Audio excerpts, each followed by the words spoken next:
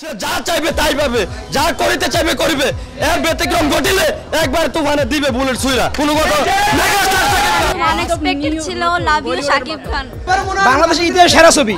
মন বইরা জায়গা একের সাথে জোস জোস তুফানের মতো। তুফান ইজ বেস্ট। পুরোই তুফানের মতো। না আসলে অনেক দিন পরে ভালো ছবি দেখেছি, সুন্দর ছিল।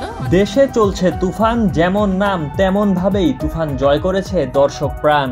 দেশের প্রেক্ষাগৃহে প্রতি বছর 2 ঈদে একসঙ্গে একাধিক ছবি মুক্তির হিড়িক পড়ে যায়। বছরের অন্য সময়ের তুলনায় ঈদে তুলনামূলক দর্শকদের আনাগোনাও বেড়ে যায়। এবারের ঈদে মুক্তি পেয়েছে 5টি ছবি। এর মধ্যে অন্যতম আলোচনায় রয়েছে শাকিব খান ও অভিনেত্রী মিমি চক্রবর্তী অভিনীত রায়হান রাফি পরিচালিত সিনেমা তুফান।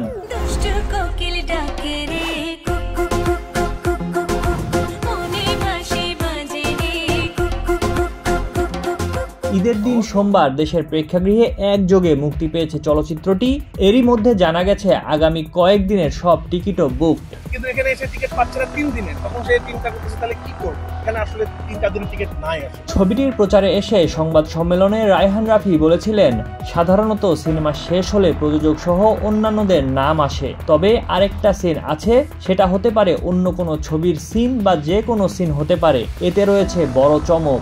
এবার সেই চমকও প্রকাশ্যে এসেছে। তুফান সিনেমা শেষে প্রযোজক সহ অন্যান্যদের নামের পাশাপাশি লিখে দেওয়া হয়েছে তুফান সবে তো শুরু, তবে কি আসছে তুফান 2।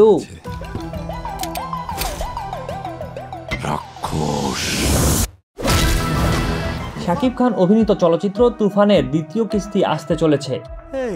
তুই কি ডারে? অভিনয় শিল্পী ও কলাকুশলীরা এভাবেই গণমাধ্যমে ইঙ্গিত দিয়েছে, একটা যদি সুযোগ পাই তুফানকে খেয়ে দেবো স্যার।